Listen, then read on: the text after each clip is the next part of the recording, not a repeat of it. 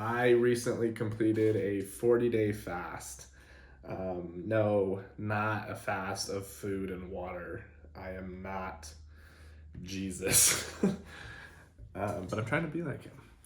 Now, you've heard of 75 hard, right? That's the challenge where for 75 days you work out twice a day, you drink a gallon of water, you journal, you read a book, um, what else do you do? You meditate, you follow a diet. I don't know.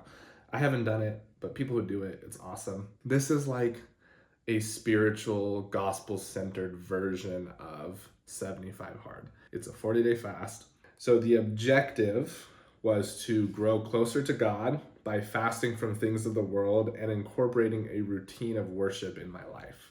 That was my objective. I just felt like I needed to go into 2024 and like reset my values, reset what was most important to me. And so that's what I did. Matthew chapter 4, verses 1 through 11 is the 40-day fast that Jesus goes through. And so, yeah, I wanted to do my own personal one. Now, Jesus didn't ask us to fast for 40 days. This isn't something in the scriptures. I just wanted to have like a personal challenge to start off 2024 with. And so this was what I came up with. Now, the point of a fast isn't to abstain from things that are like evil necessarily, right? Like when you do a real fast, like Jesus did, or like we learn about in the scriptures, and you fast from food and drink isn't bad.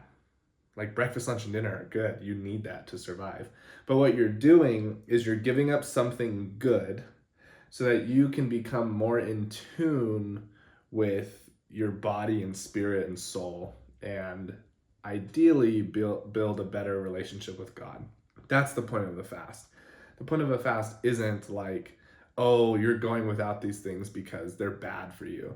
No, no, that's not the point. The point is to just like dial in and focus more on the spiritual side and less on like the temporal needs that your body may have. And so that's what I did. And I've done this once before in my life. I did this in 2019, where I just didn't talk about media. I didn't talk about sports. I didn't talk about women. I didn't listen to music. I didn't watch any movies. I just fasted from all that stuff. And so I wanted to do it again. So from January 1st to February 9th, I conducted another 40-day fast where I decided to make a set of rules, if you will, of things that I was going to fast from. Let me pull these up so I can read it. These were the objectives, like the actual day-to-day goals. So every day you had to pray 3 times. Morning, afternoon, and night, say a prayer. Now, 2 of those, for me, it made the most sense, was every morning and every night to pray on your knees. So 2 of those are kneeling down prayers to God. We are supposed to pray to God, and so that was it. So 3 times a day. The second thing was to read the 4 Gospels, to read Matthew, Mark, Luke, and John in the 40 days. And if you broke it down, I think it came down to like 31 days you can read 2 chapters a day, and I think 9 days you need to read 3 chapters, and if you do that you'll finish Matthew, Mark, Luke, and John.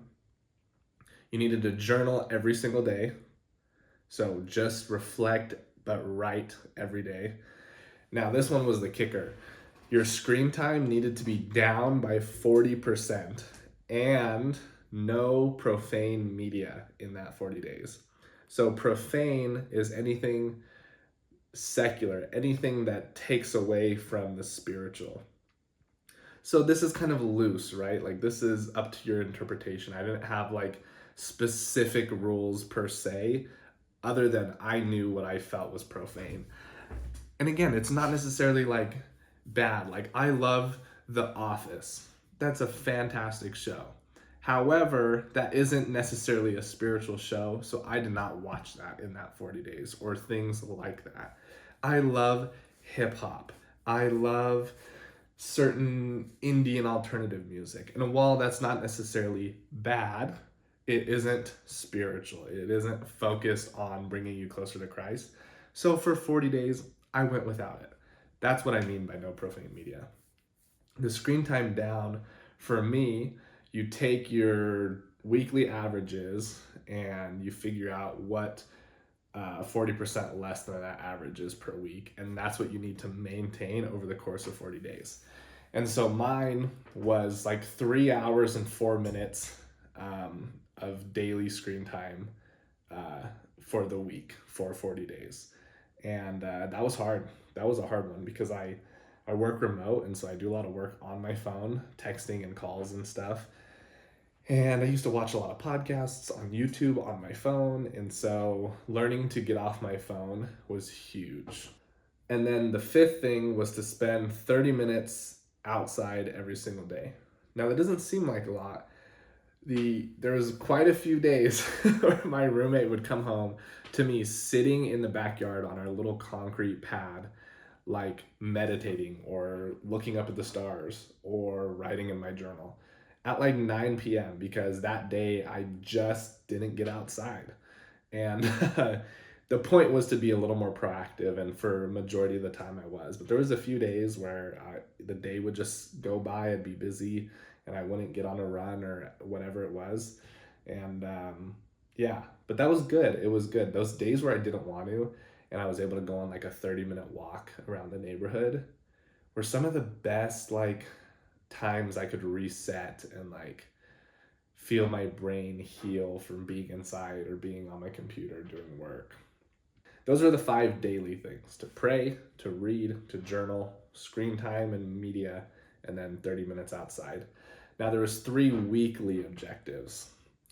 You had to attend a church service at some point during the week, whatever that means for you. For me, my church is on 10 a.m. Sunday mornings for 2 hours. So did that each week. And then the second was to have a true Sabbath day. Having a true Sabbath day means to rest, right? The Sabbath was made for man, not man for the Sabbath, meaning God gives us that day to like breathe, to spend time doing things that draw us closer to family and friends and Him. And so that's what I would do. And my Sabbath day is Sunday. So Sundays I would attend church. I would come home. I would maybe take a nap. I would read books. I would journal. I would spend time with family. I'd spend time with friends. I would play guitar, but I wasn't, partying. I wasn't watching movies, trying to be a little more deliberate with my time on the Sabbath. I was praying and worshiping. And then each week to do an act of service. Now, this one, service usually I think should be a private matter. You don't want to do service to be seen of men. But the coolest thing I found about it was most of the acts of service were like natural things. Like I would pray for opportunities in the week, and then somebody would need help moving that week. It would come up naturally most of the times. It wasn't ever really something where it's like, okay, I need to like plan time to serve. It was just like be open to it and it'll come. And that was really cool. Okay, the rules of it. I had some like in-depth rules that I can explain these for the sake of the video. But basically, for the prayers, I already said 2 of these prayers are on your knees. For Matthew, Mark, Luke, and John, this was to read 178 pages in 40 days. It's 4.5 pages a day, or 9 days of 3 chapters and 31 days of 2 chapters. I'm pretty sure. 3, the journaling. Be present in your journaling. Doesn't have to be long, but be authentic. Express gratitude to God. Write down your growth. 4 was to take your last 3-week screen time daily average, multiply it by 60%, and then this is the new weekly screen time to maintain for 40 days. Mine was 3 hours and 4 minutes that I needed to hit, and I was under that for the 40 days. And it was hard. There was one week where I was at exactly 3 hours and 4 minutes, and then there was others where it was like 250 something. And then no profane shows, profane movies, or profane music. Use this free time to create, find a hobby, clear the mind. Spend 30 minutes minimum outside. God is in nature, find Him. The weekly rules was to attend any church service of your choosing. Sunday, to meditate, pray, read, be creative, reset. The act of service could have been anything. It could have been a text. It could be a local soup kitchen you serve at. It could be giving food to the homeless, helping somebody move, which ended up happening. And then, like 75 Hard, there was some like general rules. So if you failed to complete any of the tasks on a given day or that week, you have to restart the challenge. There was no way I was going to restart. I was not interested in doing that, so I made sure to take it serious. And thankfully, I was able to do it. Again, none of the things abstained from for the 40 days are inherently wrong or bad.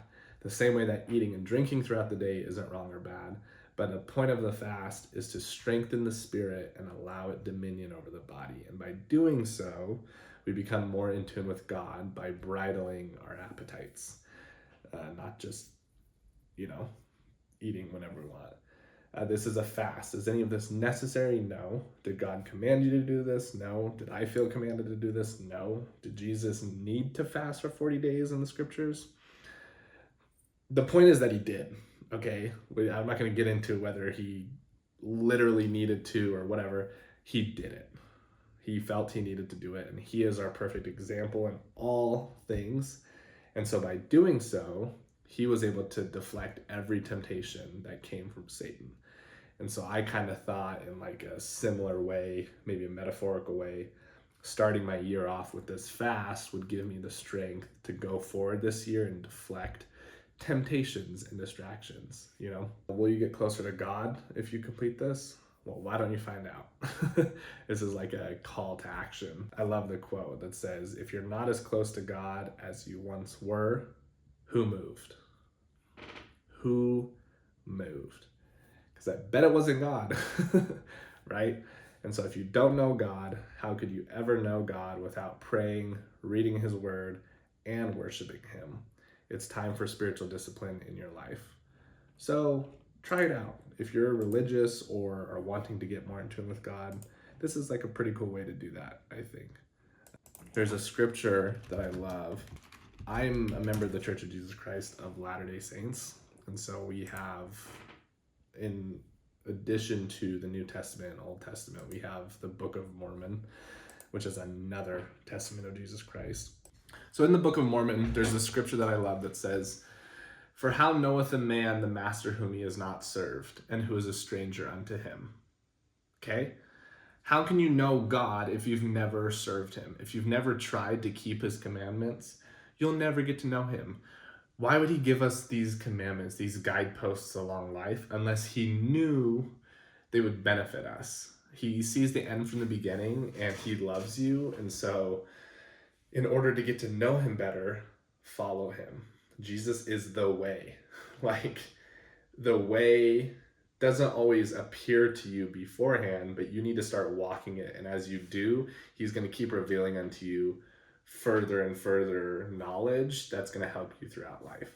And this 40-day fast was like a personal challenge, because that's kind of how I operate. I need to have like something I'm striving for. And in that journey, in that process, is where I find the fruits of following God, or the fruits of learning discipline. It's not so much the end goal. There wasn't a prize at the end of this. There wasn't like a ribbon or a medal I got for doing this. The fast ended and my friend wanted to celebrate with me, and it was like, what's there to celebrate? Like this was this was like a self-inflicted challenge that I wanted to do. And it wasn't, while I was kind of excited for it to end, in the sense I was ready for a little bit more normalcy in my life, it was like the process that I wanted to go through and learn. And so here's some takeaways. Number one takeaway is time is different when you're intentional with it. Meaning your day-to-day life can be so drastically lengthened or shortened depending on what you do. That 40 days was so long. That felt like a couple months, because when your screen time's down, which mine was 3 hours or so, which is still a lot, but compared to what it was before, like 5, 6, 7 hours a day, the day goes by a lot slower when there's those moments in your afternoon, right? It's 12 p.m. and here's a moment where I could spend lunch and the next hour and a half scrolling TikTok or YouTube. I'm not going to do that now. that's something I would have done before, but I know that the micro hits of dopamine I get from scrolling afterwards, I'll feel worse than when I started. And I see that now. I see that now because during the 40-day fast, the next hour and a half where I do lunch or whatever, I'm not going to make it take that long. I'm going to eat for 30 minutes. I'm going to be intentional with my eating, and then I'm going to go back to creating or producing something, or maybe learning more guitar songs, something that helps me in the long run. Takeaway number 2 is getting outside and like the praying 3 times a day kind of combined into this like meditative state where I was a lot more conscious of what I was thinking about throughout the 40 days. Like I was much more able to control my thoughts and direct them into good things versus before it was just kind of like whatever would come in that would occupy my ADD brain for the next few minutes. And so that helped a lot. Going to church is something I already do aside from the fast, but taking Sabbath day a bit more serious.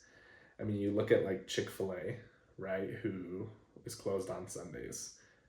They're wildly successful, and everyone goes, "What about the all the money you're missing out on from that day?" The impact is worth it. The impact of being closed on Sundays for them is well worth the money they're missing out on by being closed. Likewise, we should be closed on Sundays, or rather, we should be more open to God on Sundays, in my opinion. Give your Sunday to God. It's 1 out of 7 days. I mean, every day you should be praying and worshiping Him to a degree. You should be reading His Bible to a degree, His Word. But He understands you have a life to live. You have mouths to feed if you're a husband or a wife or a mother or a father. You have responsibilities, and He's aware of that. But He's giving you Sunday or a Sabbath day as a day to like realign with Him as you go into the next week. So those are the main takeaways I got. The things I want to keep applying. No, I don't think I'm gonna like never watch TV again. Maybe a bit less, but I will be way more conscious of my screen time. I have like the screen time widget on my homepage now. And something I used to never do was check my screen time. But now every time I'm done doing what I'm doing on my phone, I look at my screen time and I have that 3 hour goal in my head still, even though I don't have to do that anymore. And like it helps me to be way more aware of that and try and keep on track of keeping my screen time low. Because I'm never happy when my screen time's high. That day sucks when it's over 5, 6, 7, 8 hours. That's not a good day at all. It's depressing. And think about it, 7 hours a day, which is most people of screen time, is 106 days a year. Ouch. Almost a third of your life gone to this. That's sad. That's so sad. So that's a takeaway. And yeah, this is going to be a long video, but do it. Get closer to God. I like feel like I have the strength now to go into this year, to continue going through this year with some more discipline and like more realignment with my relationship with God, and learning to just talk to Him as my Father is huge. And I don't know how people do that. Go throughout life without doing that. And yeah, thanks for watching. Go ahead and give this a try. Spread it. You know, if one person does this, I'll be happy. And if no one does it, I did it, and it was worth it for me to do it. So that's all that really matters. Have a great week, and we'll see you next time.